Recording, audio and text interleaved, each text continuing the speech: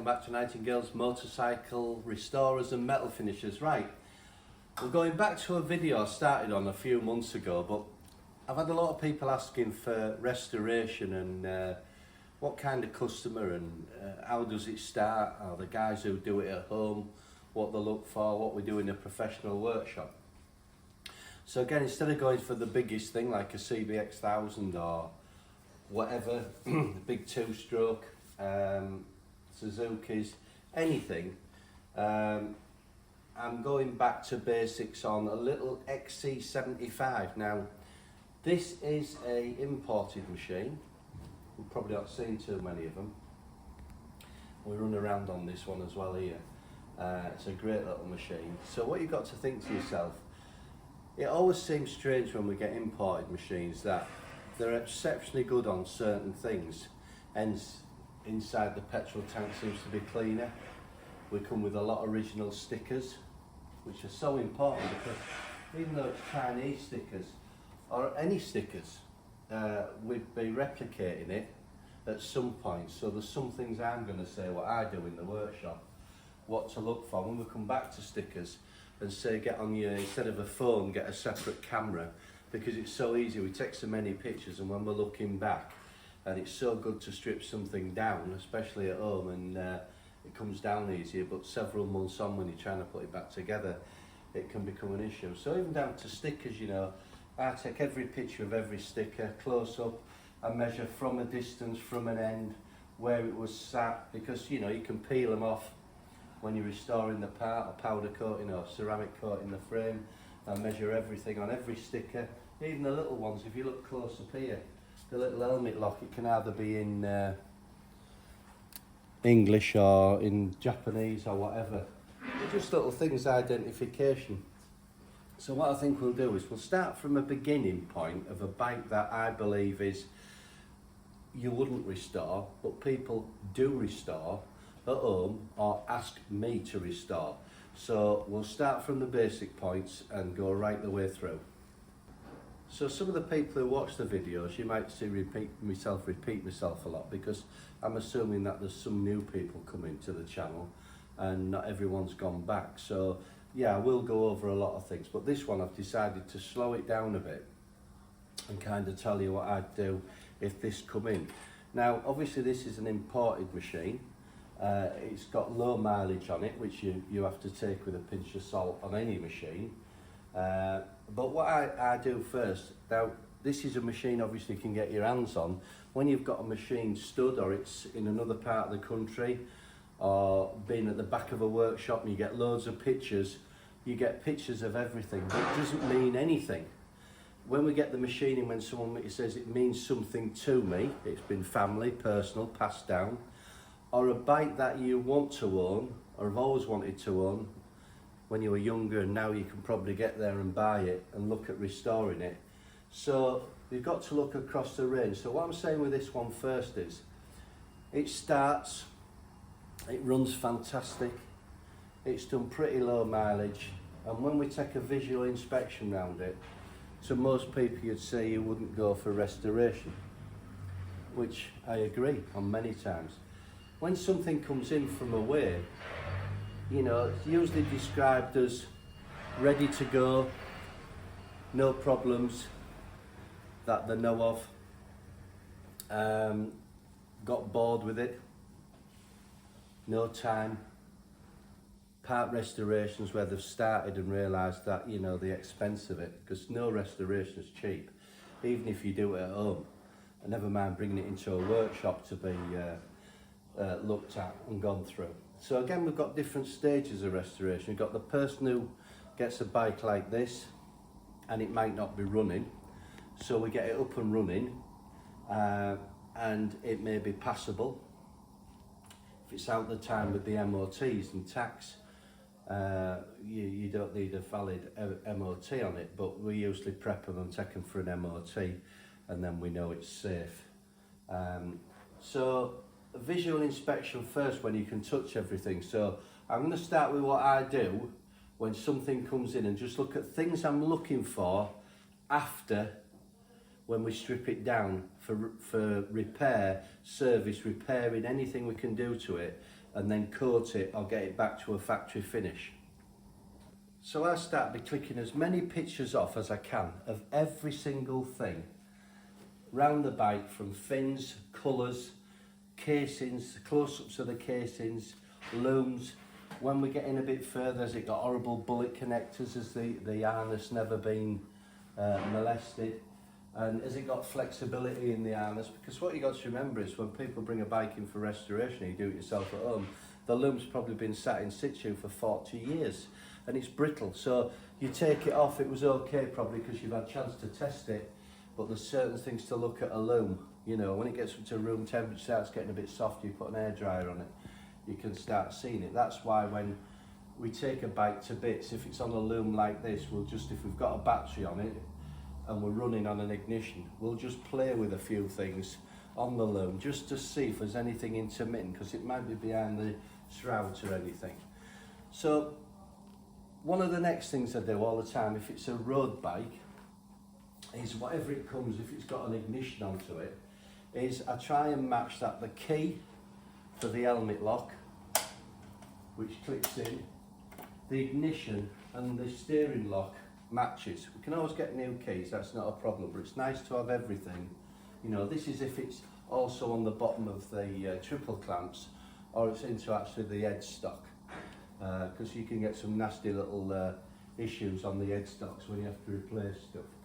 So after that, it's more like a pre-MOT where you're checking for bearings, spokes, wheel bearings, swinging arm bushes, look at the state of the sprockets and the chains, spokes, and you know, when we start up, obviously what the engine's doing. Now the great thing about starting an engine up, it's not so bad on a single, but if you get multis, then someone's saying, well, it was okay, or the man who I'm buying it off says okay.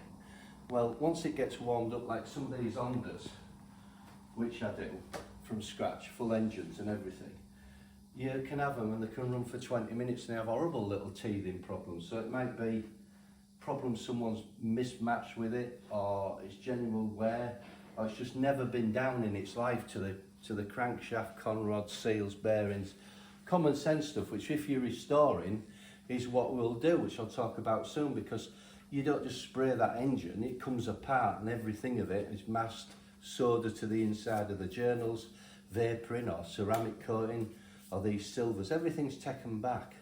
So everything has to be stripped down, but it's nice to get on a bike and ride it through the gears and feel any vibration, or if we've got any jumping on the forks and the gears, any noises up the top end when it's warm. I'm never bothered about how they stop, right? Because that's just another issue. It's mainly if you can get on a bike, get it running, and feel what it's like. So when we crack it down for full restoration, we might be able to identify something or look for replacing. So it's just nice to get a feel for it. Mainly vibration through the footrest with myself, because we all do it. We buy a bike, especially if it's a trials bike or a motocross bike, and after a bit you've got used to it, and then you hear things, vibration, things happening, and is it in the gearbox, or is it a mains, end float, anything like that. So yeah, so we'll move on to the next thing. Always amazes me how a lot of people look at a trials bike, and depends what kind of sun shield it's got on it. And I mean, you could bring the sun shield into me and it can have 3mm, 4mm gouges in it, and I can take it back, diamond grind it, put it in a blaster, I can put it on a polisher, take the tram lines out of it, put it in a vapor blaster, then dip it in some alkaline to make it look old, put it back on the bike, and if you come and look at the bike and you look underneath and somebody says it's hardly done anything, it hasn't been used on rocks, you know, it's done, it happens, that's what happens, you know, people do this. One careful owner only used after church on a Sunday. As I said, all the usual traits of everything coming in with the stories. So back to this little machine. So great things about it's funny. You take side panels off. Obviously, if it's a motorcycle with a metal tank, I may have said in some previous videos that I used to leave it till last for home restorers. Now I tell you to do it first, because what happens is the exciting part when you get your bike back together is then you're going to send it for a professional paint job, transfers, depending the standard you're at. If it's metal, we may have the unfortunate bit that we have got holes in it where we have to go to the dreaded liners, or if not, we can salvage the tank and then go to a paint finisher who specialises in finishing tanks. And I source it out from here, and we have a really good paint finisher, attention to detail.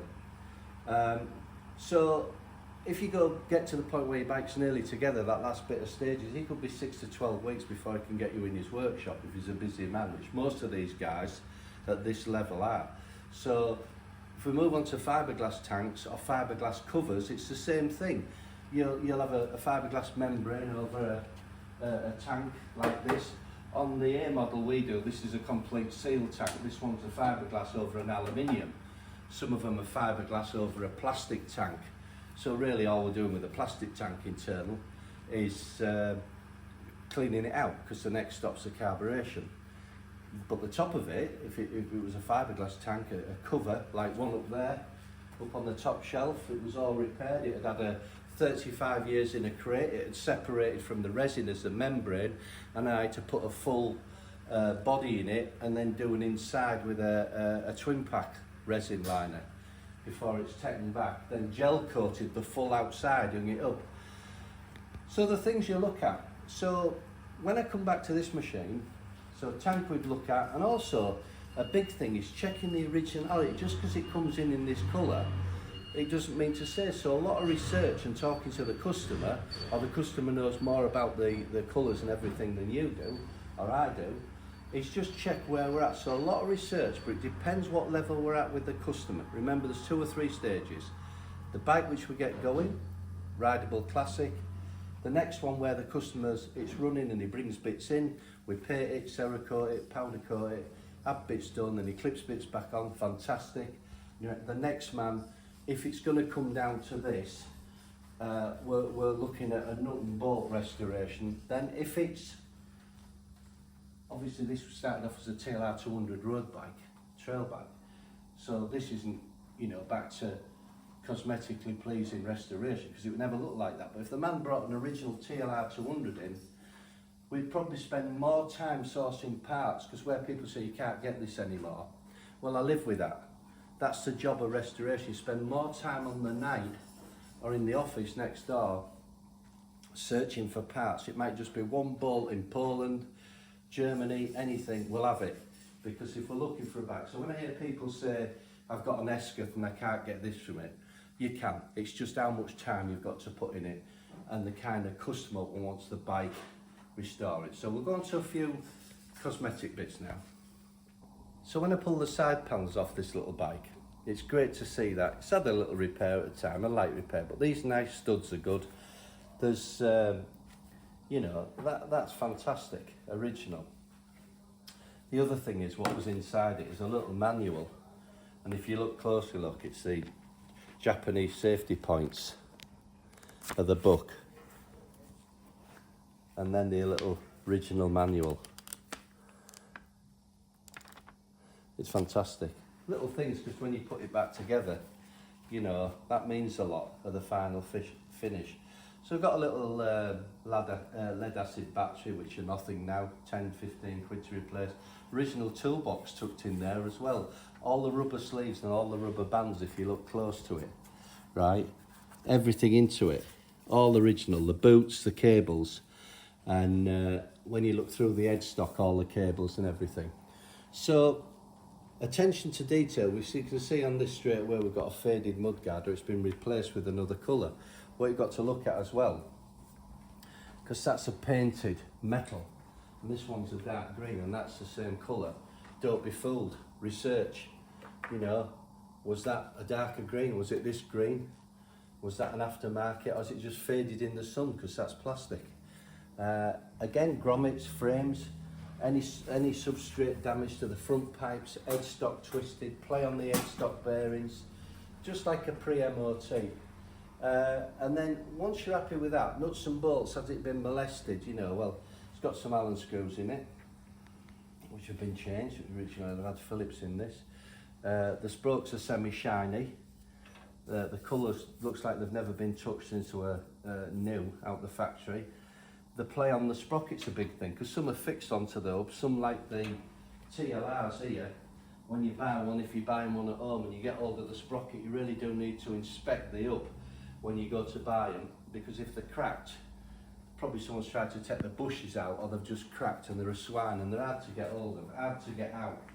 Some people direct pin them with dowels on Charles boys, because when they're in section you let the clutch out and you get a bit of a jump. They do them direct with dowels and put solid sprockets housing on them. Little tips as you go along. As I say, never take it for granted what someone tells you and what you need to do. So we'll move on to the other side of the bike and have a look there. Just before I finish on here, when you look at indicating housings and everything, you've got to remember when you're doing a nut and bolt restoration, not only are we taking pictures and taking notes, can it be taken back? Is it plastic? Is it metal? Can it be chromed? Can it be anodised? Can all the little bits be anodised? Can we get sprockets? Can we get the correct gear lever?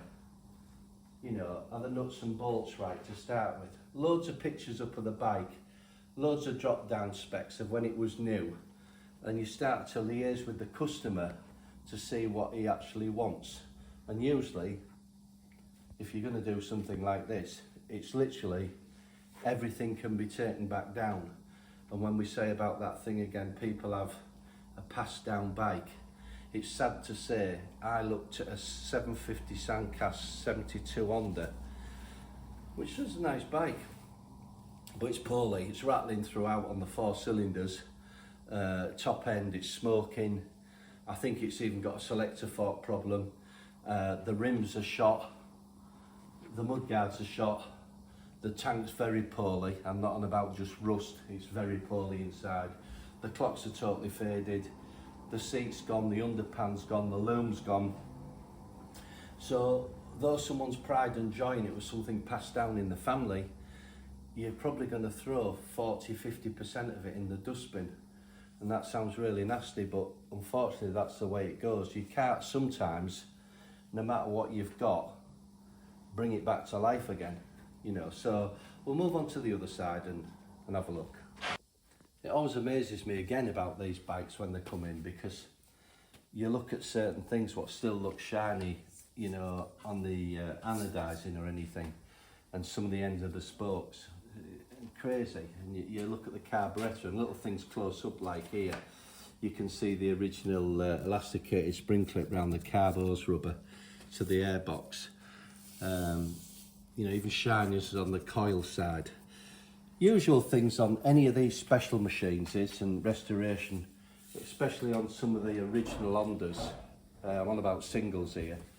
Well, it could be any, like a 6 or anything, but you've always got the issue of, at some point to a box, you've always got either a mint front pipe or a corroded front pipe like this one. So as you can see, the mottling on it. Now what do we do with that? It won't come back. But we can have that remanufactured, and on something like this, for the purist, when we come to the seam there, we can have it cut, so that could be manufactured. Then this back box original, which is a lovely grille, and the back of it with a couple of dents in it, but it's no problem, we can have them done and taken back. But it's a solid back box, unmolested. A lot of the 250 trail bikes, you see a lot of them where they've been cut off, or a lot of the TLRs and the aftermarket exhausts from different stuff, and there's no substitute, you know, and you can find something new in the box. Again, looking at everything close up, all the springs, the brake switch, the loom. So, the conversation is here. Fork stanchions are good, but they're not good enough if it's a concourse restoration, because we'd be putting seals in it, everything inside. They're not good enough because though they're good and they're not pitted and they're not leaking because it'd have seals in it, we'd get them stanchions either resurfaced or might pick up another set, you know, because they'd be blingier, and that's when you're putting things together. Headlamp housings. When we always take an headlamp housing, it tells you a lot about a bike, and you'll know yourself, especially when you go back to headlights of like RD 250s and that, when they've had half fairings on in the 80s, and they've managed to push everything into the headlight and extras, and you get horrible bullet connectors. When you take these off, and I've had this off, everything's just nice and new. No sign of anything, which would cause problems later on. As I say, photographs again right the way around. And then when we come to wheels, now what you do with these, we could have these re-chromed, but for this particular model you can get these rims new on research. So then you'd have it re-spoked, and then on the upside of it, now these are a very casty finish, slightly duller. So what I tend to do with them is, I would, a couple of things we source out here. One is wheel building, because the gent we have is fantastic on offsets. So a customer could bring a bike in, race bike, road bike, anything, and he'll know the offsets, he'll set it up, and there's a skill in wheel building, you know. So the main thing we come back to is re-rim it, because it'd have tyres, tube. It'd be looking at probably doing this in a soda finish, because they weren't 100% bling, but they were a bit just casty looking. But again, you start doing your research on it. When you look at the seat, shoes everything we can get. When you look at the seat, you know, no visual, but it's dull, it's tired, the outer bead in here has gone, so it's not passable. Passable if you're just riding this bike, which hands up, you know, that's what I'd do. It's when it changes and someone wants something else. So this would go for reupholstering.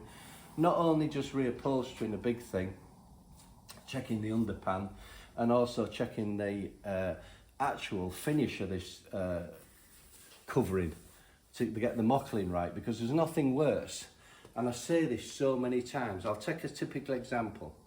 A TY80 is probably one of the most simplest bikes to take to bits and restore for your child or as an hobby at home.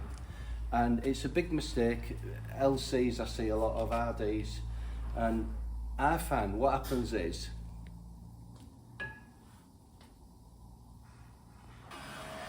they buy a lot of parts, sit on the internet on the night time. First of all, they've stripped it down. It's usually Star Silver. It might be a big wheel TY80, but one of the reasons is, and all these Yamahas now, and I see loads in here, we've got the different grades. We've got the guys who do it concourse and some fantastic restorers at home, but bring a lot of parts in for me to finish, and especially on the Yamahas, on the olive green, because we have picked a colour with that on ceramic coating. So they're surprised how much olive green there is on them. So they get a TY, they strip it down, they take it to a mate, or usually have it painted or powder coated in Star Silver.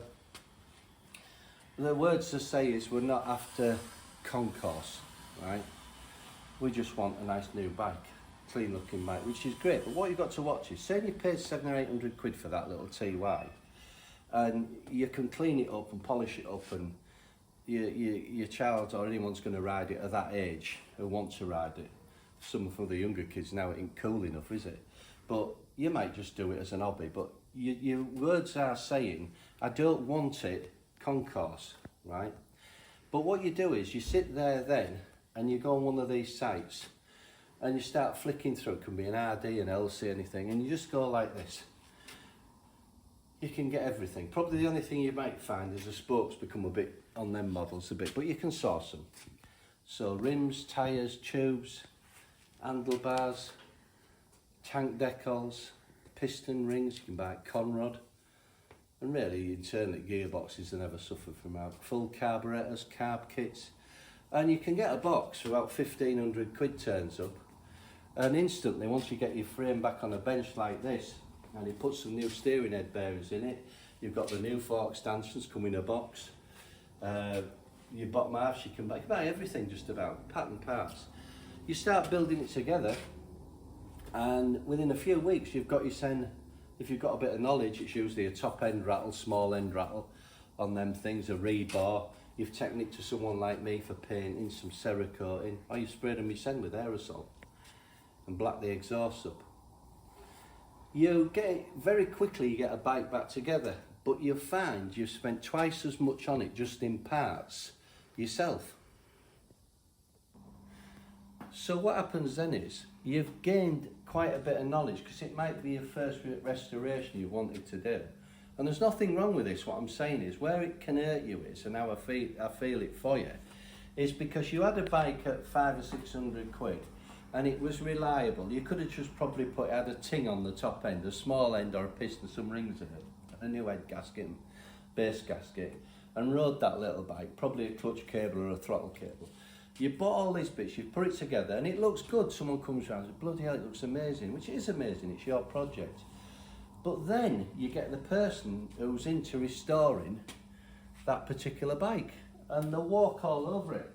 This isn't right, that's not right, that's not original. And unfortunately, that's the name of the game when you move to that stage. You say it ain't going to bother you, but it does. Now, I see it with the LC guys. They might go through the Yamaha's range. And I have said this before. They get the bike, strip it down. Sometimes they send the frame off to a powder coat. Sometimes they powder coat it, then they spray over top of it, rub it down to make it how they think it was, or if it was that system when it was new. They send the tank off to a guy who does the tanks, Mars bars especially, with the striping, and he sends it back, tank's done. They've probably had a tank cleaner in it. Unfortunately, they haven't shoved a liner in it, now it's been fully inspected. On come the stanchions, some green olive, loads of new bits, kickstart, bolts, everything else. Engine's cracked open because at that point, pistons, everything are probably downstairs on them. Bit of replacement bearings, and it comes back together with some satin black, and it's built up, and they've taken the time on it, and then they sit back and think, right, the next one I'll do, you've gained a lot of knowledge, but the bit which really hurts you is when you look back, is you wish you'd have just stayed on it for the original parts, because if you have an open night here, and I wouldn't do it, because we don't bring bikes in, I know there's certain people who come along and they can lift the seat up and spend 2 hours looking where the loom is, the tag is, where the battery, lead acid battery sat, where the box was, the underseat, the pins, the shininess, are they everything in the right way around? And you can say, well, that's saying on it's very harsh on people, but unfortunately that's the name of the game. So a rideable classic, and you can put all these bits on the ride. I'm not getting at anybody. All I'm saying is, it's not just £300 or £400. It's hundreds of pounds. Can go into thousands of pounds, and you go that next step, where the bike's probably off the road another year, because you haven't sourced the parts. They will eventually come along. So the restoration game's a funny business, because it's not been offending anybody, but I see so many people build these small machines up and then they go, yeah, I wish I'd have, because I'm into 2,000 quid now. The bike isn't worth 2,000, especially the climate we're in at the moment. So anything we get into a bit unusual, I'm just doing a project on one of my CBX 1000 6-cylinder, and I'll show you some bits in a minute. And a good friend of mine, Charles, I was at his workshop last night, and we had a bit on the time. He's got the engine out for me, and he does a lot on the race engine side and second opinions, because no matter what, the bigger motors you get, it's like the chances of a CBX 1000 coming in for full restoration is zero. Reason being that, one, the man who's thinking about tackling one will be a mechanical engineer, he'll have the knowledge, he'll have friends around him who can work on it, and then he might know someone who was into Hondas at the time. They might have some specialist tools, like if you're a Ducati man. So the chances of that happening, so if it was anything but my own, then we'd probably have 3 or 4 people working on it for the skill sets you've got, because them things are bloody complicated. I'll do you a drop down picture now showing the engine out on mine. So while we're on about bigger cylinder ends, I'll just show you something I'm doing with one of my own bikes. And it just shows you how painful it is in money, even in the trade, and having a fully equipped workshop with absolutely every machine you can think for restoration.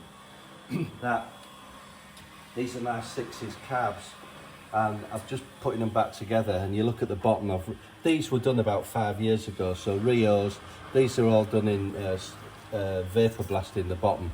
I'm slowly going to change all the nuts and bolts here, as you can see as I come through it, and then the tops on the top of the diaphragm there, you can actually see that I've started taking these back, because what I'm trying to do is, and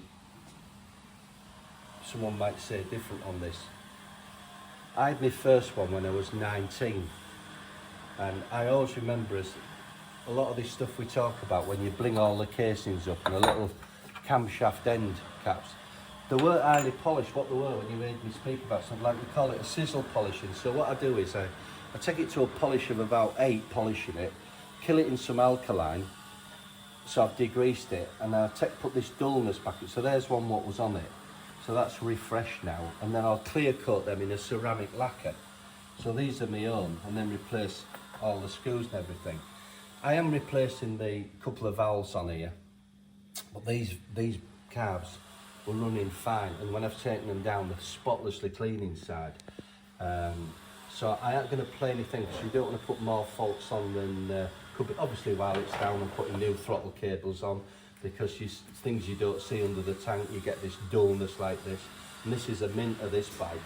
But just the money there for me buying myself, it really is great. When things happen strange and you think, you know, like the starter motors on the CBXs, you can buy kits for them. I don't know what to do yet. I'm going to strip it down anyway. This has got the typical CBX where it when it gets really hot and you come to start it, it goes roo, roo, roo. Well, most people say anything expands. So you can buy the kits, but there's some starter motors, 300 quid they are, you know, but I'll have to investigate it. But what I mean is, again, we're off money. So yes, I'll be polishing these. You'll see these further on. But again, it's restoration. This could be in now. But I've had 2 days on this, just on this bit. So we'll go on to the next bit. Something really crazy about this bike, and we're going to check it out again, right? Is I had my first one, as I said, when I was a young man, and I was going along into town one day and too fast, and a car stopped for some traffic lights, and I ran into the back of it, but it wasn't a run into it, it was a braked, and I threw my son off to one side, and I was devastated because I managed to catch it, but when I got home, where the engine was touching the bolt, it chipped a piece off the corner of here, so I took it back at the time and I filled it at home. I was devastated. It was brand new CBX, and I had to repair it, and I brushed it in with a bit of silver. Now, I bought this CBX 5 years ago, and it was only the other week when you've seen the drop down picture of it, we took the rock up, because I'm going to recoat this, because it had just started to get a little bit, I mean, it's dirty this, but though everyone thinks it was mint, I'm taking that back and I'm going to ceramic coat that. So when I got it off, it was the left hand side, and the thing is, there it is, and if you look close there, from there to there, it's not a crack on anything there, it's that corner, and that's what I did to my CBX. So the chances of that, it isn't a prize, it isn't where someone's lifted it off. When you see someone being rough and they've lifted it off, it's on a corner up, and it was when I got to it and I tipped over and I hit like a boot handle with that. It still spooks me out, because we have checked up and it doesn't seem to have been my bike, but that's the kind of thing in restoration. I'll hide all that, you won't see it now. 40 odd years ago, couldn't have probably done it as good as we can do now, but there's no nasty mark, it's just chipped that piece out, but how weird's that? So right, back onto the little bike. I'll keep you on that CBX when we start getting it back in. So we'll go on to the little bike and just talk the last little bit on restoration. So I know it's not an exciting video, but for anyone starting off at home, or you're thinking of doing a bike, we'll go on the percentage. When people say, well, how many bikes do you restore a year? Well, I have chances, I've said previously, a 750 Honda, there's a little Gorelli Tiger Cup, and I've just kept shy now at the moment because we're so busy on everything else. We are looking for a bike to take in. It's not the thing that you're bored with doing one bike, it's a particular customer, because when I said to you how much goes in the dustbin, and this can be your thing at home, you start on it and then you strip it down, you lose the will to live. Many bikes come in here in boxes, in bits, and it's sad really, or you run out of cash. It's mainly cash. So the first thing is, if a man wants a restoration, you always a long-term conversation with the client, and then what you'd be saying is, unless they wanted a special build Honda, You know, we can go that under there, we can put £3,000 extra on it just like that on 4 parts. Quite easily. One's 800 quid for a billet swinging arm. And a few more modifications because we've been on them for many years now. So you get liaise with the customer, and is it a rideable classic, or are we going down the nut and bolt side, which is usually 7-8 months to a year, sometimes a bit longer if you're holding out. But once you've got all these photographs, and then you get your boxes, and if this was the one that was going to be stripped down from your chroming, your steel, your nuts and bolts, everything goes into separate boxes. We know the engine's running, we know it's fine, but just because it's running meant there's nothing wrong with it. I'm still taking that engine down. Now before we even start, there could be £800-900 somewhere in here, because till we get it down and source parts, we might have to pay triple for a part. You look at the casings, these casings are great, and you've seen cases I repair, but some casings are beyond, especially on competition machines. I've got an IT at the moment, and yeah, it's got some serious work. It's not a full restoration, it's just going to be a rideable classic. Comes to carburetors, full service kit. You got piston, rebar maybe. Conrod will go in it, definitely. New bearings, new seals. Kickstart mechanisms, kickstart springs. All this off for zinking. A series of powder coating maybe, maybe not. Definitely ceramic coating, fork stanchions, tank, professional paint jobs, seat upholstery, chroming, new lenses, new screws everywhere throughout, stainless steel. If we've got anything with Honda on it, transfers, having them copied, because some of these are peelable like enamel signs these, you know, if they're in Japanese or whatever, or British, we have them, we can buy a lot of them, but sometimes you can't, you've got to have them made. The shocks, usually not a problem on something simple like this. When you come onto monoshocks, especially on some of the trials bikes, what you have there is you usually have the canister as well at the side. Again, it might have been anodised, you might have a spring, it might have been the Goldie anodised, you might have a spring which was in blue, anodised. The shock goes off for servicing, the pipes, the end caps, everything you're replacing for new on a concourse restoration. So you can just start going, you know, 1,200 quid, 500 quid, 1,500 quid, 600 quid. And you wonder where it adds up to, never mind labour. But that's the difference from you're riding something and it's good to start that project, because it's never was cheap. You never make money out of restored bike unless it's something extra special. The main thing is, for a lot of people having a bike, it's something they always wanted. I know a man who's just done the GT380 Suzuki to concourse, an home builder. I've done a few bits myself on it, and he's made a cracking job. It's a 5-year project, and he'd probably say most of that time was spent searching parts. Another man with a GT250, again, things like rear mudguards. Very hard to get hold of original, but you do get them originally. It's just, if you're into it, you do your research. So you start that conversation with the customer, you follow them through, see what they want. Everything's a paper trail as well. Photograph for the customer, because when you come to sell it, when you buy a bike and someone says to you, and this is the thing I'm going to just get onto now before I finish this one, and hopefully you all have fallen to sleep with it, is you go and look at a bike, and there's an excitement element. Sometimes people are buying blind in the country, and they'll take somebody's word for it, and great. And it's sometimes not what you expected. And the excitement, you get to go and see it yourself.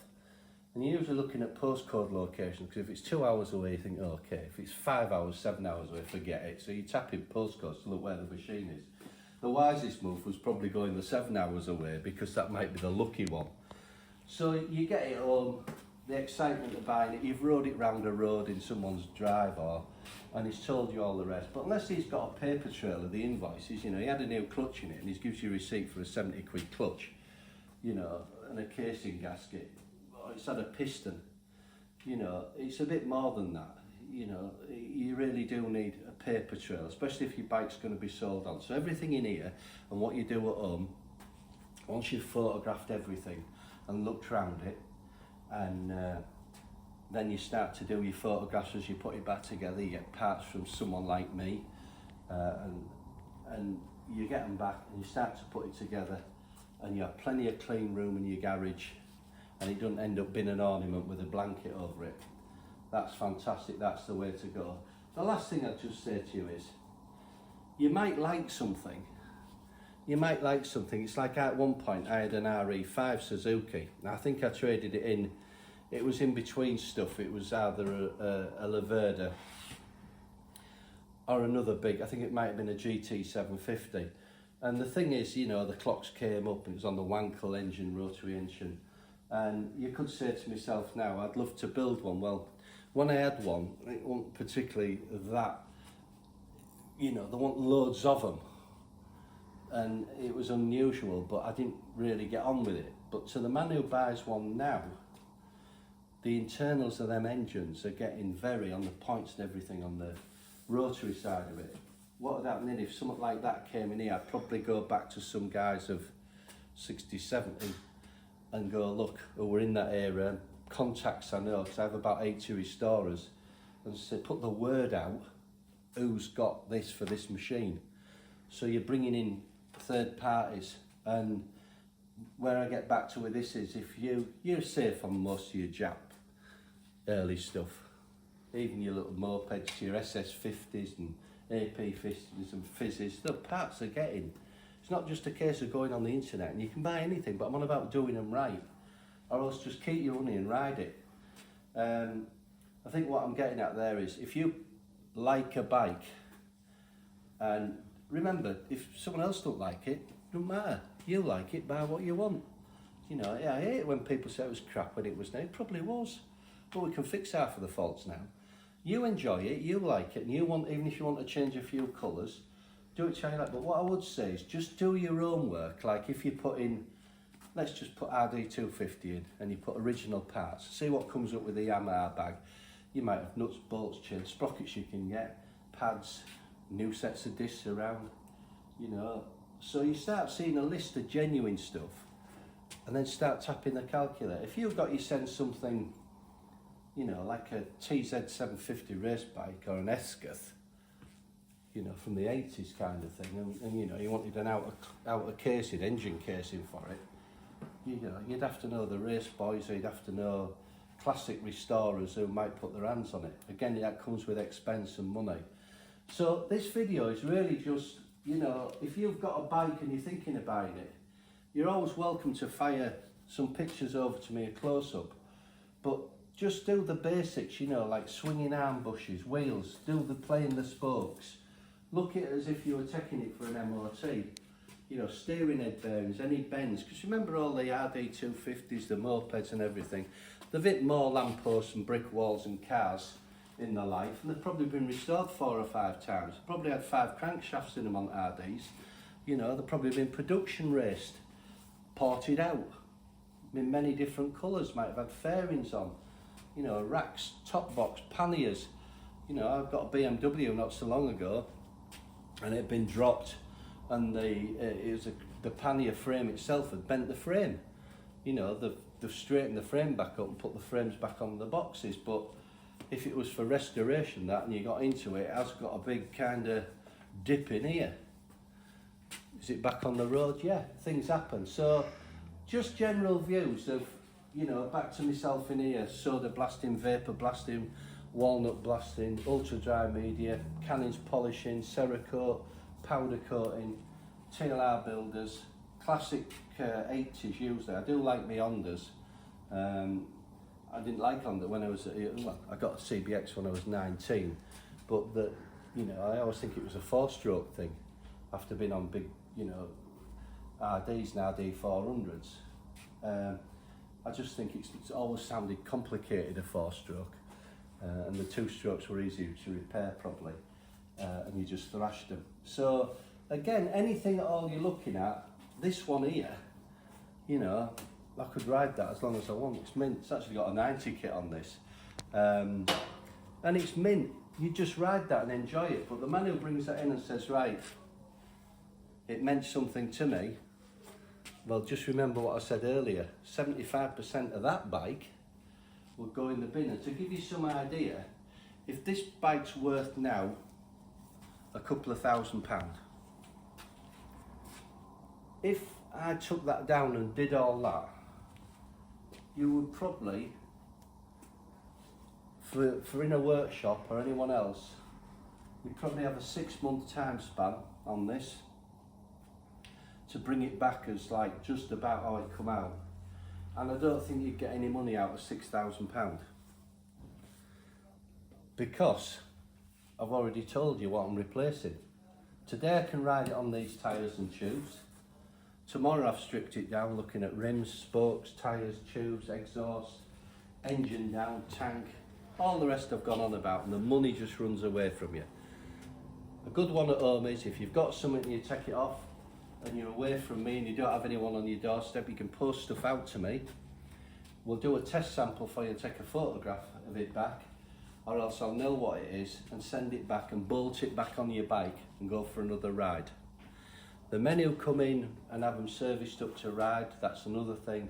And then we've got your next stage of people who are special bills in the classic twin shocks, and then your kind of concourse high end, where you're getting as much as you can replaced, which is quite a long drawn out thing, a lot of research, but still enjoyable. Do like it, because we still do every bit to them in here.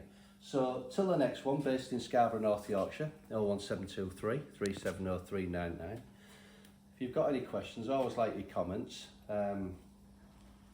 I've had a few people saying about Velocity Pro parts on the special TLRs. I do apologise. The only thing I've got in the process at the moment is the short stubby exhaust for them, which we've had on a rolling road. The CAD drawing's been done at the moment. I hope to make aluminium exhaust, which have been proven with an A-class rider on our TLRs on double longs, that we've got a little bit more bump out of this particular exhaust. It's quite nice looking, it fits snug, and as I say, not people at this level bother putting trials bikes on rolling roads, but in our case we have access to one, and fortunately we can do a few tests, then put the right man on it. It might be a twin shock trials bike, but to us it's a bit more personal to the rider. Build the bike to the rider basically. So a few things coming in. We might have the Hesketh special next week, because we're going to recommission that.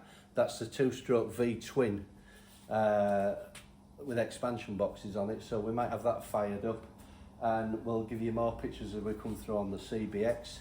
In between we'll keep you the videos which are coming in of what I do in the workshop, and at the moment we've got everything in.